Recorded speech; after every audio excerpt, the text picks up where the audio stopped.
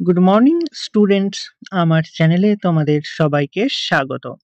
আজকে তোমাদের সাথে আলোচনা করব জেনারেল অ্যাওয়ারনেস অ্যান্ড জেনারেল নলেজের 89তম পর্ব নিয়ে। তো আগের পর্বগুলির মতোই আজকের পর্বটিও খুবই গুরুত্বপূর্ণ হতে চলেছে, বিশেষ করে যারা কেপি কনস্টেবল এবং ডাব্লিউবিপি কনস্টেবল পরীক্ষা দিচ্ছ 2024-এ। তো প্রতিদিন ঠিক সকাল 6টায় আমি তোমাদেরকে এই পর্বটি করিয়ে থাকি। তো অবশ্যই সকলে যুক্ত হয়ে যাবে এই সময়। সমস্ত আপকামিং পরীক্ষার জন্য এই ক্লাসটি উপকৃত হবে, যেমন KP constable, WBP constable, SI, miscellaneous, clerkship, সমস্ত পরীক্ষাগুলিতেই। তো চলো আজকের ক্লাসটি শুরু করা যাক। তোমাদের প্রথম প্রশ্ন হলো, সিকিম কত সালে ভারতের অঙ্গরাজ্য হিসাবে পরিণত হয়? খুবই ইম্পর্টেন্ট কোশ্চেন, 5টি স্টার দিয়ে রেখো। সিকিম কত সালে ভারতের অঙ্গরাজ্য হিসাবে পরিণত হয়? সঠিক উত্তর অপশন এ, 1975 সালে। জ্ঞানকে সম্পদের প্রকৃত জননী বলে মন্তব্য করেন কে? ডাব্লিউবিসিএস এ এই কোশ্চেনটি আসে। জ্ঞানকে সম্পদের প্রকৃত জননী বলে মন্তব্য করেন কে? সঠিক উত্তর অপশন সি, রেচেল কারসন। বিশ্ব অরণ্য দিবস পালন করা হয় কবে? 5টি স্টার দিয়ে রেখো। কেপি কনস্টেবল এবং ডাব্লিউবিপি কনস্টেবল দুটি পরীক্ষাতেই এই প্রশ্নটি আসে। বিশ্ব অরণ্য দিবস পালন করা হয় কবে? সঠিক উত্তর অপশন ডি, 21শে মার্চ। ক্লোরোফিল যুক্ত সবুজ উদ্ভিদদের কি বলা হয়? খুবই ইম্পর্টেন্ট কোশ্চেন। ক্লোরোফিল যুক্ত উদ্ভিদদের কি বলা হয়? সঠিক উত্তর অপশন এ, সবজি উদ্ভিদ। ভারতের ক্ষুদ্রতম প্রতিবেশী রাষ্ট্র কোনটি? কেপি কনস্টেবল 2017-তে এই কোশ্চেনটি এসেছিল। ভারতের ক্ষুদ্রতম প্রতিবেশী রাষ্ট্র কোনটি? অপশন সি, মালদ্বীপ। গুরু শিখর কোন পর্বতের সর্বোচ্চ শৃঙ্গ? 5টি স্টার দিয়ে রেখো। গুরু শিখর কোন পর্বতের সর্বোচ্চ শৃঙ্গ? সঠিক উত্তর অপশন ডি, আরাবল্লী পর্বত। আফগানিস্তানের দীর্ঘতম নদী কোনটি? খুবই ইম্পর্টেন্ট কোশ্চেন। আফগানিস্তানের দীর্ঘতম নদী কোনটি?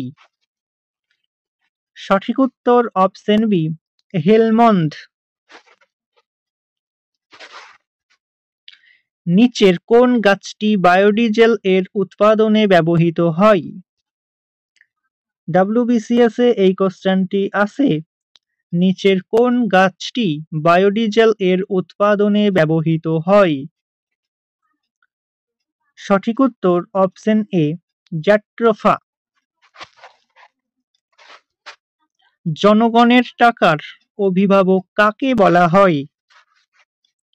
5টি স্টার দিয়ে রেখো। জনগণের টাকার অভিভাবক কাকে বলা হয়? সঠিক উত্তর অপশন সি, ক্যাগ।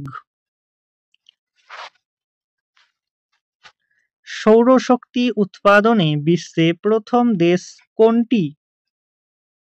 খুবই ইম্পর্টেন্ট কোশ্চেন। সৌরশক্তি উৎপাদনে বিশ্বে প্রথম দেশ কোনটি? সঠিক উত্তর অপশন ডি, জার্মানি। ভারতে প্রথম প্রতীক মুদ্রা প্রবর্তন করেন কে?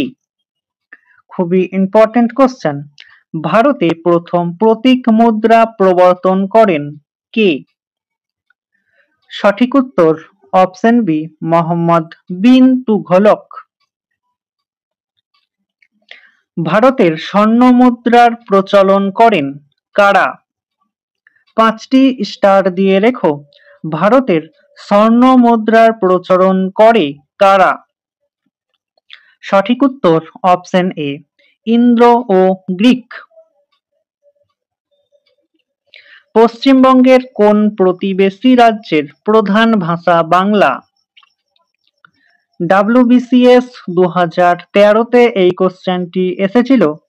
পশ্চিমবঙ্গের কোন প্রতিবেশী রাজ্যের প্রধান ভাষা বাংলা? সঠিক উত্তর অপশন সি, ত্রিপুরার। পৃথিবীর রুটির ঝুড়ি কাকে বলা হয়? খুবই important question.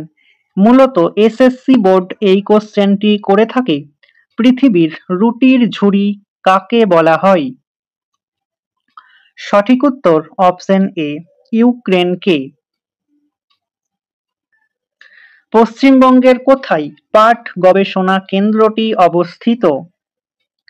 KP constable SI 2017-তে এই কোশ্চেনটি এসেছিল। পশ্চিমবঙ্গের কোথায় পাট গবেষণা কেন্দ্রটি অবস্থিত?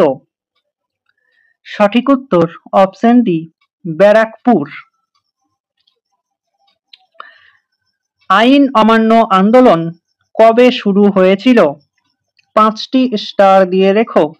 WBP কনস্টেবল এবং কেপি কনস্টেবল দুটি পরীক্ষাতেই এই কোশ্চেনটি আসে। আইন অমান্য আন্দোলন কবে শুরু হয়েছিল? সঠিক উত্তর অপশন বি, 1930 সালে। বিশ্ব ব্যাংকের সদর দপ্তর কোথায় অবস্থিত? খুবই ইম্পর্টেন্ট কোশ্চেন, 5টি স্টার দিয়ে রেখো। বিশ্ব ব্যাংকের সদর দপ্তর কোথায় অবস্থিত? এই কোশ্চেনটির সঠিক উত্তরটি তোমরা আমাকে কমেন্টের মাধ্যমে জানাও।